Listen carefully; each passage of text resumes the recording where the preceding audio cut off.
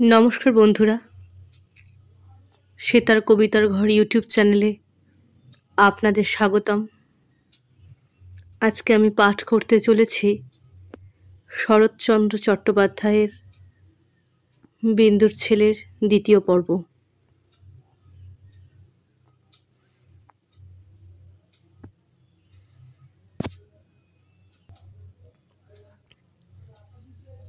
ইহার বছর চারেক পরে যেদিন খুব ঘটা করিয়া অমূল্যের হাতেখড়ি হইয়া গেল, তাহার পরদিন সকালে অন্নপূর্ণা রান্নাঘরের কাজে ব্যস্ত ছিলেন।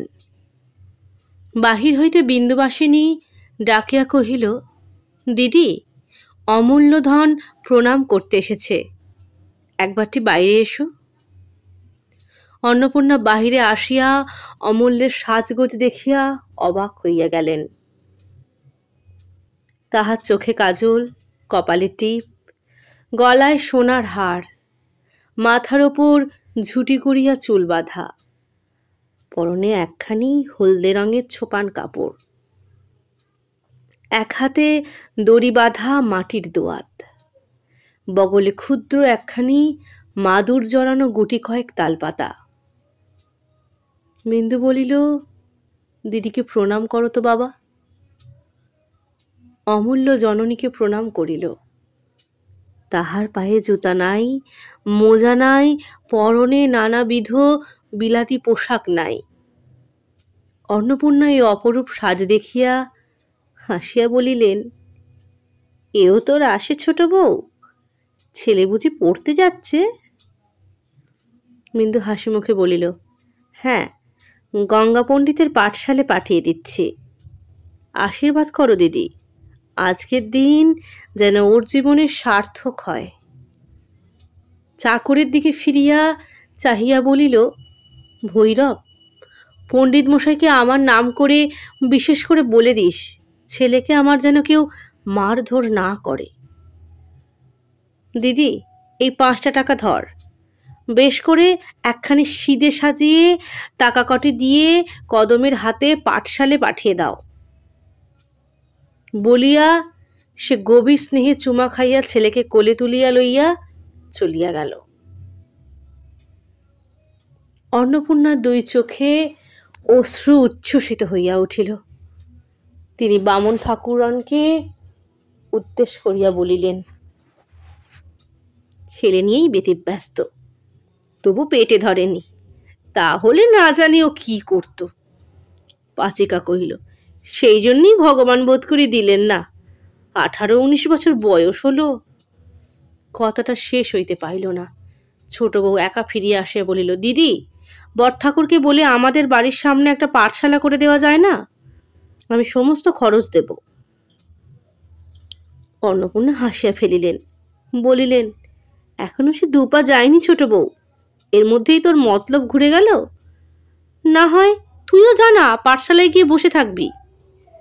বিন্দু অপ্রতিভ হইয়া হাসিয়া বলিল, মতলব ঘুরেনি দিদি, কিন্তু ভাবছি আড়ালে থাকা এক আর ওর চোখের সামনে এক, পড়ুরা সব দুষ্টু ছেলে, ওকে ছোটটি পেয়ে যদি মারধর করে।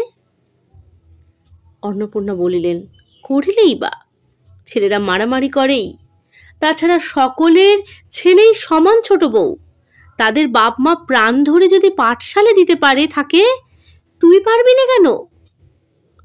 পরের সঙ্গে তুলনা করাটা বিন্দু একেবারে পছন্দ করিত না। তাই বোধ করি মনে মনে অসন্তুষ্ট হইয়া বলিল, তোমার এক কথা দিদি, ধরো কেউ যদি ওর চোখে কলমের খোঁচাই দিয়ে দেয়, তাহলে? অন্নপূর্ণা তাহার মনের ভাব বুঝিয়া হাসিয়া বলিলেন, তাহলে ডাক্তার দেখাবি। কিন্তু সত্যি বলছি তোকে, আমি তো 7 দিন 7 রাত বসে ভাবলেও খোঁচাখুচির কথা মনে করতে পারতাম না।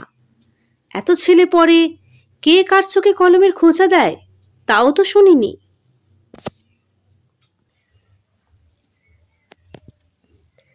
বিন্দু কহিল, তুমি শোনোনি বলেই কি এমন কাণ্ড হতে পারে না? 2 বাতের কথা কে বলতে পারে? আচ্ছা বেশ, তো তুমি একবার বলেই দেখো না, তারপর যা হয় হবে। অন্নপূর্ণা গম্ভীর হইয়া বলিলেন, যা হবে তা দেখতেই পাচ্ছি। তুই একবার যখন ধরেছিস তখন কি আর না করে ছাড়বি? কিন্তু আমি অমন অনাচ্ছিষ্টি কথা মুখে আনতে পারবো না। আর তুইও তো কথা কস, নিজেই বলগে না। এবার বিন্দু রাগ করিল, বলিল, বলবই তো। এত দূরে রোজ রোজ আমি ছেলে পাঠাতে পারবো না। এতে কারোর ভালো লাগুক আর না লাগুক, আর এতে ওর বিদ্যে হোক আর নাই হোক। হ্যাঁ কদম, তোকে না বললুম সিদে দিয়ে আসতে?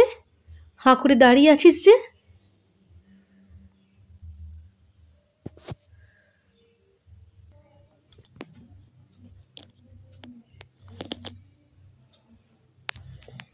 তাহার ক্রুদ্ধভাব লক্ষ্য করিয়া অন্নপূর্ণা ব্যস্ত হইয়া বলিলেন, সিদে দিচ্ছি। একেবারে এত উতলা হোস না ছোট বউ। আচ্ছা, ছেলে কি তোর বড় হবে না? তুই কি চিরকাল তাকে আঁচল চাপা দিয়ে রাখতে পারবি? এটা ভাবিস না কেন? ছোট বউ সে কথার জবাব না দিয়া বলিল, কদম, সিদে দিয়ে গুরুমশাইয়ের পায়ের ধুলো একটু তার মাথায় দিয়ে ছেলে ফিরিয়ে আনগে। তাকেও একবার বিকালবেলা আসতে বলিস। যে বুঝবে না তাকে আর বোঝাবো কি করে?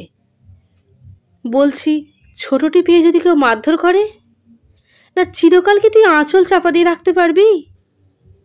কি পারবো না পারবো সে পরামর্শ তো নিতে আসেনি বলিয়া সে উত্তরের জন্য অপেক্ষা না করিয়া হন হন করিয়া চলিয়া গেল। অন্নপূর্ণা অবাক হইয়া দাঁড়াইয়া রহিলেন। কদম বলিল, আর দাঁড়িয়ে থেকো না মা, হয়তো এখনই আবার এসে পড়বেন। উনি যা ধরেছেন বিধাতা পুরুষেরও 7 দিনেই যা রদ করেন। পর বড়কর্তা আপিঙ্কাইয়া শয্যার উপর কাত হইয়া শুইয়া গুড়গুড়ির নল মুখে দিয়া নেশার পৃষ্ঠে চাবুক দিতেছিলেন। এমন সময় দরজার শিকলটা ঝনঝন করিয়া নড়িয়া উঠিল। যাদব কষ্ট চোখ খুলিয়া বলিলেন, কে ও?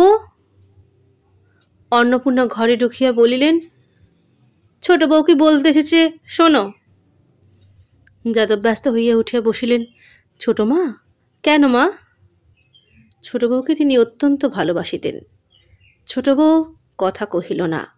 তাহার হইয়া অন্নপূর্ণাই বলিয়া দিলেন, ও ছেলের চোখে পুরোটা কলমের খোঁচা মারবে, তাই বাড়ির মধ্যে একটা পাঠশালা করে দিতে হবে।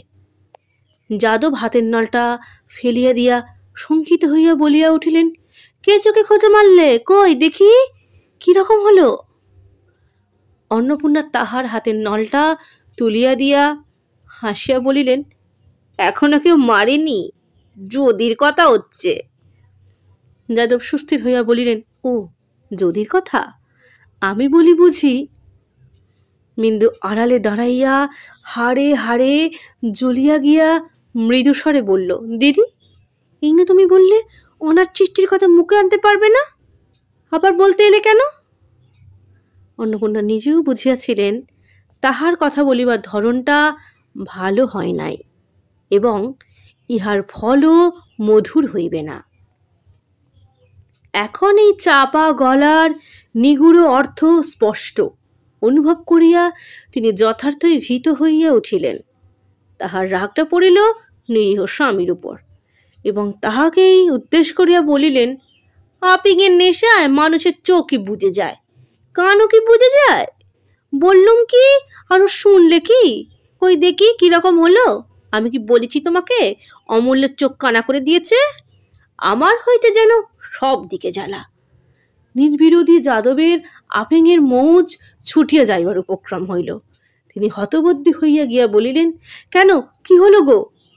অন্নপূর্ণা রাগিয়া বলিলেন, যা হলো তো ভালোই, এমন মানুষের সঙ্গে কথা কইতে যাওয়া ঝকমারি, অর্ধমের ভোগ বলিয়া সক্রোধে ঘর ছাড়িয়া চলিয়া গেলেন। যাদব বলিলেন, কি হয়েছে মা, খুলে বলো তো। বিন্দু দ্বারের অন্তরালে দাঁড়াইয়া আস্তে আস্তে বলিল, বাইরে গোলার ধারে একটি পাঠশালা হলে। যাদব বলিলেন, হিয়ার বেশি কথা কি মা, কিন্তু পড়াবে কে? বিন্দু কহিল, পণ্ডিত মশাই এসেছিলেন, তিনি মাসে 10 টাকা করে পেলে পাঠশালা তুলে আনবেন। আমি বলি, আমার সুদের জমা টাকা থেকে যেন সব খরচ দেয়া হয়। যাদব সন্তুষ্ট হইয়া বলিলেন, বেশ তো মা, কালই আমি লোক লাগিয়ে দেব। গঙ্গারাম এইখানেই যদি তার পাঠশালা তুলে আনে সে ভালো কথাই। ভাসুরের হুকুম পাইয়া বিন্দুর রাগ পড়িয়া গেল। সে হাসি মুখে রান্নাঘরে ঢুকিয়া দেখিল অন্নপূর্ণা মুখ ভার করিয়া বসিয়া আছেন এবং কাছে বসিয়া কদম হাত মুখ নাড়াইয়া কি যেন ব্যাখ্যা করিতেছে। বিন্দুকে ঢুকিতে দেখিয়াই সে পাংশু মুখে ওমা এই যে বলিয়াই বক্তব্য শেষ করিয়া ফেলিল। বিন্দু বুঝিল তাহার কথাই হইতেছিল। সামনে আসিয়া বলিল, ওমা কি, তাই বলো না। ভয়ে কদমের গলা কাঠ হইয়া গেছিল। সে ঢোক গিলিয়া বলল, না দিদি, এই কি না, বড় মা বললেন এ কি না, এই ধর না কেন। বিন্দু রুক্ষ স্বরে বলিল, ধরেছি, তুই কাজ করগে যা। কদম দ্বিরুক্তি না করিয়া উঠিয়া গিয়া বাঁচিল। তখন বিন্দু অন্নপূর্ণাকে কহিল, বড়গিন্নির পরামর্শদাতাগুলি বেশ, বড় ঠাকুরকে বলে ওদের মাইনে বাড়িয়ে দেওয়া উচিত। বিন্দু খুশি থাকিলে অন্নপূর্ণাকে দিদি বলিত, রাগিলে বড়গিন্নি বলিত। অন্নপূর্ণা জ্বলিয়া উঠিয়া বলিলেন, যা না, বলগে না, বড় ঠাকুর আমার মাথাটা কেটে নেবে। আর বড় ঠাকুরও তেমনি, সে তক্ষণে শুরু করবে, কি মা, কি বলছো মা, ঠিক কথা মা। ঢের ঢের বরাত দেখছি ছোট বউ, কিন্তু তোর মতো দেখিনি। কি কপাল নিয়ে জন্মেছিলি মাইরি, বাড়ি শুধু সবাই যেন ভয়ে জড়সড়। বিন্দুর রাগ হইয়াছিল বটে। অন্নপূর্ণার কথার ভঙ্গিতে সে হাসিয়া ফেলিল, বলিল, কই, তুমি তো ভয় করো না। অন্নপূর্ণা বলিলেন, করিনে আবার, তোমার রণচণ্ডী মূর্তি দেখলে যার বুকের রক্ত জল হয়ে না যায় সে এখনো মায়ের পেটে আছে। কিন্তু অত রাগ ভালো নয় ছোট বউ, এখনো কি ছোটটি আছিস? ছেলে হলে যে এতদিনে 4-5 ছেলের মা হতিস। আর তোকেই বা দোষ দেব কি, ওই বুড়ো মিনিষেই এত দিয়ে তোর মাথাটা খেলে। বিন্দু বলিল, কপাল নিয়ে যে জন্মেছিলুম দিদি, সে কথা তোমার মানি। ধন দৌলত আদর আহ্লাদ অনেকেই পায়, সেটা বেশি কথা নয়, কিন্তু এমন দেবতার মতো ভাসুর পেতে অনেক জন্ম জন্মান্তরে তপস্যার ফল থাকা চাই। আমার অদৃষ্ট দিদি, তুমি হিংসে করে কি করবে? কিন্তু আদর দিয়ে তিনি তো মাথা খাননি। আদর দিয়ে যদি কেউ মাথা খেয়ে থাকে তো সে তুমি। অন্নপূর্ণা হাত নাড়িয়া বলিলেন, আমি? সে কথা কারো বলবার জো নাই। আমার শাসন বড় কড়া শাসন, কিন্তু কি করব, আমার কপাল মন্দ, কেউ আমাকে ভয় করে না। দাসী চাকরগুলো পর্যন্ত মুখের সামনে দাঁড়িয়ে সমানে ঝগড়া করে, যেন তারাই মনিব আর আমি দাসীবাদী। আমি তাই শুয়ে থাকি। অন্য কেউ হলে। তাহার এই উল্টো পাল্টা কথায় বিন্দু খিলখিল করিয়া হাসিয়া ফেলিল, বলিল, দিদি, তুমি সত্য যুগের মানুষ, কেন মরতে একালে এসে জন্মেছিলে? কই আমার সঙ্গে তো কেউ ঝগড়া করে না। বলিয়া সহসা সম্মুখে আসিয়া হাঁটু গাড়িয়া বসিয়া 2 বাহু দিয়া অন্নপূর্ণার গলা জড়াইয়া ধরিয়া বলিল, একটা গল্প বলো না দিদি। অন্নপূর্ণা রাগিয়া বলিলেন, যা, সরে যা। কদম ছুটিয়া আসিয়া বলিল, দিদি, অমূল্য ধন জাতিতে হাত কেটে পেলে কাঁদছে। মিনু তৎক্ষণাৎ গলা ছাড়িয়া দিয়ে উঠিয়া দাঁড়াইয়া বলিল, জাতি পেলে কোথায়? তোরা কি করছিলি? আমি ও ঘরে বিছানা করছিলাম দিদি, জানিও নে কখনো বড়মার ঘরে ঢুকে। আচ্ছা, হয়েছে হয়েছে, যা বলিয়া বিন্দু ঘর ছাড়িয়া চলিয়া গেল। খানিক পরে অমূল্যের আঙুলের ডগায় ভিজা ন্যাকড়ার পটি বাঁধিয়া কোলে করিয়া আসিয়া বলিল, আচ্ছা দিদি, কতদিন বলেছি তোমাকে ছেলেপুলের ঘরে জাঁতি টাতিগুলো একটু সাবধান করে রেখো তা। অন্নপূর্ণা আরো রাগিয়া গিয়া বলিলেন, কি কথা যে তুই বলিস ছোট বউ, তোর মাথা মুন্ড নেই। কখন তোর ছেলে ঘরে ঢুকে হাত কাটবে বলে কি জাতি নেওয়ার সিন্ধুকে বন্ধ করে রাখবো? বিন্দু বলিল, না, কাল থেকে ওকে দড়ি দিয়ে বেঁধে রাখবো, তাহলে আর ঢুকবে না, বলিয়া বাহির হইয়া গেল। অন্নপূর্ণা বলিলেন, শুনলি কদম, ওর জবরদস্তির কথাগুলো? জাতি কি মানুষ সিন্ধুকে তুলে রাখে? কদম কি একটা বলিতে গিয়া হাঁ করিয়া থামিয়া গেল। বিন্দু ফিরিয়া আসিয়া বলিল, ফের যদি তুমি দাসী ঠাকুরকে মধ্যস্থ মানবে তো সত্যি বলছি তোমাকে ছেড়ে নিয়ে আমি বাপের বাড়ি চলে যাব। অন্নপূর্ণা বলিলেন, যা না যা, কিন্তু মাথা খুঁড়ে মরলে ঘরে ফিরিয়ে আনার নামটি করব না, সে কথা মনে রাখিস। আমি আসতেও চাইনি বলিয়া বিন্দু মুখ ভার করিয়া চলিয়া গেল। ঘণ্টা 2 পরে অন্নপূর্ণা দুম দুম করে পা ফেলিয়া ছোট বউয়ের ঘরে আসিয়া ঢুকিলেন।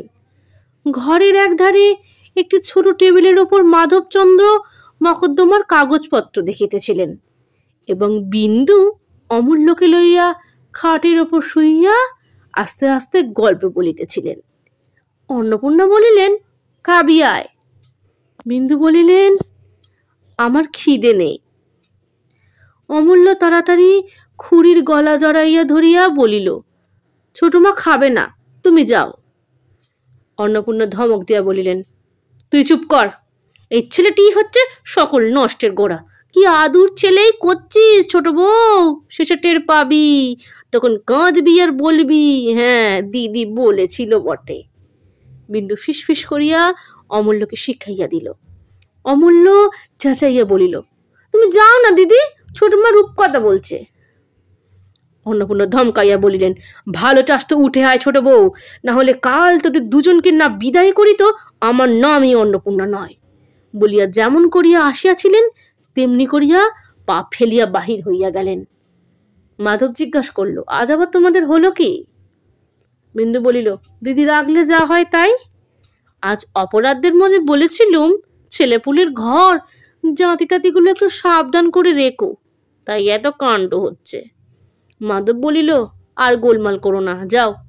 বৌঠান যেমন করে পা ফেলে বেড়াচ্ছেন দাদা এখনই উঠে পড়বেন।